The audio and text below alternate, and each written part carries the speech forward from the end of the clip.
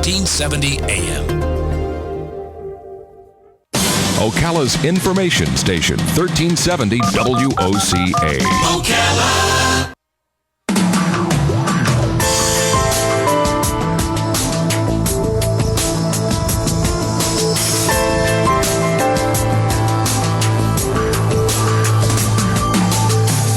Minutes before 10 o'clock. Thank you for tuning in this morning. Howard Moon is in the studio. We've known Howard, for a long time now. And, of course, his son, TJ Moon, has been on many times. Howard, whenever we see Howard, he always has a black dog with him. And that dog is a service dog. And I've never known why Howard has a service dog. We see a lot of dogs pass in the window here that go into the mall. And I don't know if they're service dogs or not. I don't mind. I love dogs. My own dog is 15 years old. Robin has a beautiful Border Collie. I always forget what Cosmo is called. I think it'd be 13. But Howard is here today to talk about a new Florida service dog law, and I guess there's somebody or some people pushing for jail time for fake service dog owners. We'll find out what that's about. Good morning, Howard. How you doing? Good morning. It's always great to see you guys. And tell me your dog's name again, Maggie? Her name is Maggie. She's the 5-year-old black lab that we rescued. She's from a rescue center up in Georgia.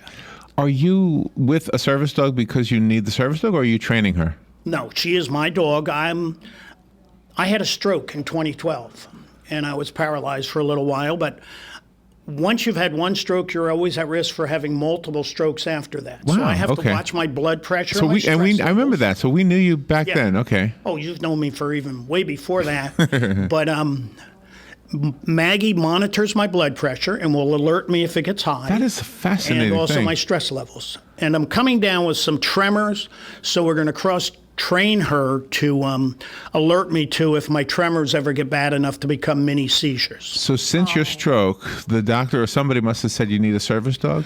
No, actually, because, Larry, I've been involved in the disability community for years because of my son, TJ. He has cerebral palsy. Right. I knew about service dogs, and I had some friends who had service dogs, and they said, Howard, a service dog would help you. And my friend Heather, who helped me to train Maggie, she gave me a good checklist for picking Maggie out. Maggie is an owner-trained service dog, not through any of the agencies, but I know many of the agencies here in Central Florida as well. So I sort of decided that a service dog would benefit me, and my wife concurred. Let me see if I can put the dog on the camera there. Robin, can you just if you use the just kind of aim it. Can you see it? Oh, there she is. There she is. Very cool. So before we get to the law part of this, she's such a beautiful dog. How old is Maggie? Maggie is 5. So before we get to the law part of this, oh man, she's a beautiful dog. I have 2 questions in one. Has she alerted you in the last, how long have you had her? 5 years? 3. 3 years. Has she alerted you, and what does she do to alert you? She either presses up against my leg or she paws me in a certain way. Really? And yes, in the very beginning, she alerted me quite a bit. And I worked with my doctor, and we got my blood pressure medicine regulated. We changed the time of day. We changed how much. She hasn't been alerting so much because, one, I'm behaving myself. I'm watching my diet. Okay. Exercising as much as possible. Okay. And not letting anything get to me. So she alerts you before you even know something's going on? Yes. Okay, and so that would prevent you from perhaps having another stroke or driving? Correct. That's really the reason I got her, was to keep from having a second stroke. Besides which, high blood pressure is a significant health problem or health risk all by itself. It's amazing. I mean, can you explain the science? How does a dog know any of these things? I always tell people it's magic, but it really isn't, Larry. Most dogs have the innate ability to sense when their owners are having a problem. If you've ever had a dog, yes, and you and your significant other are having a fight, for example, you and your wife or whatever, the dog knows. Or when you are getting sick, the dog sometimes will know something's going on. The training comes in reinforcing the first time she does it, and then sort of letting her know what you want her to do, putting her paw on my leg when I knew I had, when she was. So there are people who can train, for example, for diabetes dogs. Mm-hmm. I'm not sure how they do that, but I do know that the training for me was to take her knowledge that I was having an issue and turning it into alert that I could recognize. Because if she knows it and I don't, doesn't do me any good whatsoever. Yeah, of course. Yeah, that makes sense. Does Maggie, do you think Maggie enjoys her job? Because she knows the difference between when she's working and she's like playing. So do Yes. you think she really enjoys her job? She enjoys being with my wife and I. Okay? Like all dogs. All dogs love being around humans. Well, that leads to an interesting question. Has your wife had a stroke? No. But if she was getting close to having one, would Maggie alert her? Actually, about a year and a half, 2 years ago, Maggie started pushing up against my wife's leg like she does for me. Oh, wow. And my wife had some blood pressure issues, or that she had. She was going to the doctor soon after that, and the doctor goodness. actually told her. Wow. So have you been out? Like, are you allowed to take your dog into the mall? Yes, the service dogs are allowed public access, and when we get into the law, we can talk about all of that. So have you ever been in line, like at a bank or something like that, and the dog says, "Ooh, there's somebody coming down with something"? No. And I actually haven't been alerted in public a lot by her, but I have. I go to the Children's Alliance, and she was alerting me at the Right. Children's Alliance. Right. So, but that was because I had my blood pressure medicine out of balance and out of time. I was taking it after lunch, not before. So you just reminded me before we went on the air, Robin, Howard said to me, "What are you and Robin doing right now? Because you're not doing the kiss the horse thing right now." And I said, "I don't know what we're doing right now." But then I just remembered we're doing this. Yeah, right. we do something with children too. It's Children's Craniofacial Society. So You guys are always out there in the community. You really represent Ocala that's so nice. well. That's sweet of you to say that. Yeah. So what is the law, and how long has it been in effect, and what does it change? Well, the law took effect July 1st. Okay, so it's very new. It's very new. So what does it change? I'm going to give a couple of kudos out real quick. It was sponsored by Representative Jimmy T. Smith from Citrus County, and our own Representative Dennis Baxley co-sponsored it. Senator Altman was the Senate side, and there were other people involved in it. And if I don't mention them, it's not because I'm slighting them. It's simply because Did you start I don't it? remember. 3 years ago, we started doing this. Heather Hawk, a friend of mine who's also a service dog owner and a disability advocate, and we approached different representatives. Jimmy T. got involved because of the vets who have PTSD. Okay. The main thrust of the law, the change was, Florida's law was completely out of sync with the Americans with Disability Act, the federal law. And the first area was service dogs in Florida were defined as guide dogs for the blind, hearing dogs for the hearing impaired, and dogs for those who are significantly disabled, which left out a whole bunch of people. It left out people with PTSD, Right. left out medical alert dogs, and left out psychological service dogs. So we changed the law so that Florida now complies with the federal ADA. All service dogs and all disabilities are covered. The second thing, Florida did not have a species-specific clause. So technically in Florida, you could have a service cat, a service monkey. We changed that to, again, reflect what is in federal law. Federal law says service animals are service dogs, and in some cases they have added mini horses. So Florida now complies. Service animals in Florida are service dogs, and in some cases service horses. Okay, and so maybe this is a stupid question. Is there such thing as a service cat?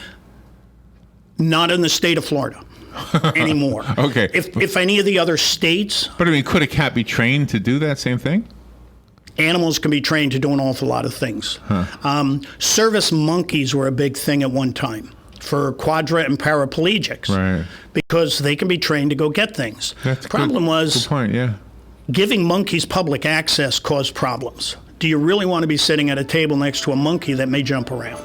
Yeah, no thank you. All right, we have a caller waiting online, and we have to take a break. So let's take the break, and we'll be right back with Howard Moon. We're talking about the new Florida service dog law, and in the studio also is a beautiful black, is it a lab? Is it a lab, Robin? Yes. Named Maggie. We'll be right back. If you're listening on hold, you are next. We'll be right back. This is WOCA.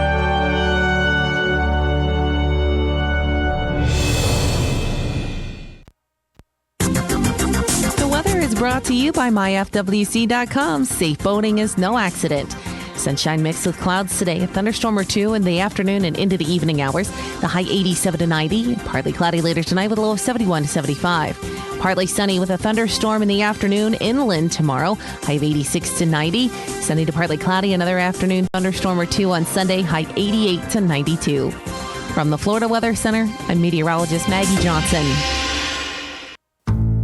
Central Florida Eye Institute is the area's leader in laser vision correction. From high-definition refraction surgery and LASIK vision correction to custom cataract, glaucoma, and diabetic treatment, you can count on Dr. Crowley and his effective, friendly staff to provide you with the quality care you deserve. Call 352-237-8400 for an appointment or more information. That number again is 352-237-8400. Looking forward to service your vision needs. La Famiglia Pizzeria has moved into Ocala. Stop by today at 2504 Southeast 17th Street and see for yourself what everyone is talking about. Awesome place. I never get pizza anywhere else. Great New York style pizza and dishes. Best pizza in Ocala. One trip and you'll agree La Famiglia Pizzeria is the best. La Famiglia Pizzeria. Stop by for a pizza that you'll love or call in and order yours for pickup. 352-245-2419. La Famiglia Pizzeria. Stay informed on everything going on in the Villages with the Village Spectator newspaper. The Village Spectator is exclusively devoted to the Villages with news, commentary, and more. And yes, they have Tom's Picks, a free referral for people who are looking for a company to do work for them. Tom's Picks will refer the company that fits your needs, and all we ask is that you tell them where you heard about them. Call Tom's Picks at 804-1223 and pick up your copy of the Village Spectator today. Now read Ocala Downtown newspaper online. Hi, Danny Warfel here. Get moving with Florida Credit Union's fast and easy loan approval process. Let Florida Credit Union start up a new car loan for you today. No more waiting, hassles, or stop signs. You can even apply online. With a strong financial team behind you, you can enjoy great rates and fast approvals. It's all about personalized service and a streamlined process. Florida Credit Union, connecting your money to your life. Career Source, Citrus, Levy, Marion brings together business and community partners, economic development leaders, and educational providers to connect employers with qualified, skilled talent and job seekers with employment and career development opportunities. Tune in the first and third Wednesday of each month at 9:30 a.m. to Career Source, Citrus, Levy, Marion, and learn how they can help you.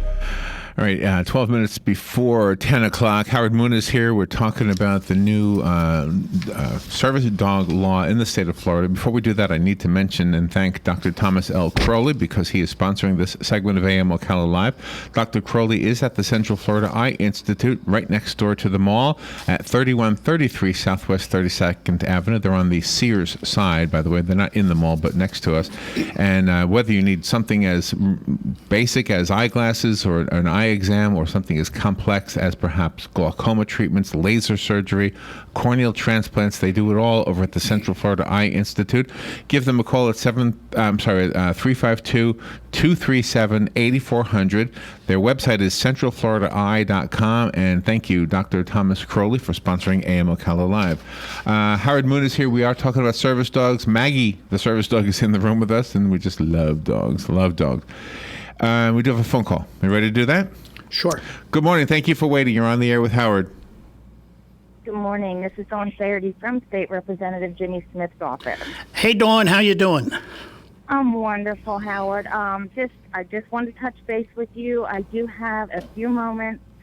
Representative Smith could not be on the line this morning as we are in Fort Lee, Virginia, working on some possible new legislation or looking at bringing military guidelines for credentialing and licensing together with the state of Florida. So we are in another meeting, but I do have a moment or two if you have any questions. But sounds like from what I heard, Mr. Moon, you have covered it. Well, you know, Dawn, we worked really close with you guys. We appreciated your support. Yeah, and I know the law. Boy, after 3 years of hashing it over with staffers and making the changes that disability rights recommended. This was a long process for all of us. But again, we really appreciate, and I know Jimmy T did a lot of work, but I also know the staffers do an awful lot of work too. So I really appreciate your efforts, Dawn. And tell Jimmy T, of course, thank you for all he did, helping not just the vets with disabilities, but everybody with disabilities who has a service dog. He did a great job for us. Tell him thanks a lot. Thank you, and I definitely will do that, and I appreciate your coverage. Thank you. Thank you for the call. That was a nice call. Thank you. And everybody's, what am I doing here? I can't hear myself. There we go. You're invited to call if you want to be part of the show. Do you know what I wanted to ask you? The part of the information said that some people were calling for jail time for somebody faking it, like they have their dog and it's not really a service dog, and they go into a restaurant or a mall or something like that. What is? Yeah, see, she's got 2 little dogs, and they're not service dogs. Well, see that's part of the problem, Robin. If you see a dog, you can't assume it's not a service dog because of its size, or because it doesn't have a vest, or because they're carrying it. Actually, people who have diabetes alert dogs tend to have their dogs in a pouch up near their mouth because they smell that odd odor. Oh. Okay. The law does not require, either the federal law or the state law, for the dog to have a vest on. Oh. Most service dog owners will do it because it cuts down on questions and problems. But the law says there's no requirement. When you go into a business, they're allowed to ask 2 questions by both state and federal law. Is it a service dog? To which I would answer yes. And what service does it provide? And I would say it's a medical alert dog, or it's a seizure alert dog, or it's a guide dog. Now, the law also says if the disability is obvious, you shouldn't ask. In other words, if a blind person came in with a guide dog, typically a business wouldn't ask. The problem comes with so many people who have what are called invisible disabilities. I do not look disabled to the eye. People who suffer seizures or epilepsy, they don't look disabled to the eye. So it's really hard. And a lot of people judge, well, he doesn't look disabled, so he shouldn't have a dog. Right. For someone my age, it isn't as big a problem because they see somebody over 60 and they say, well, that old guy must have some kind of problem, right? It's when the 20 and 30-year-olds who have invisible disabilities, PTSD, anxiety disorder, or anything like that, then they get more questions. And the questions can be obtrusive. Our disabilities are private.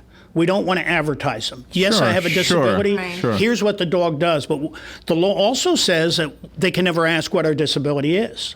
Oh. Only what is being done by the dog to mitigate it. So what does the law say regarding... oh, gosh, no, I lost my train of thought. The fakers? Yeah, the fakers with the jail time, yeah. Here's what it says. It says a person who willingly and knowingly misrepresents himself, herself, through conduct, verbal, and written notice, blah, blah, blah, a lot of legalese, is using a service animal and is not qualified to use a service animal, can be punished under 2 misdemeanor statutes and or 30 days community service. So the jail time comes under those misdemeanor statutes. The actual law, the new law, calls out for 30 days of community service, not for jail time. But jail time can be added. We know judges and prosecutors have so much discretion.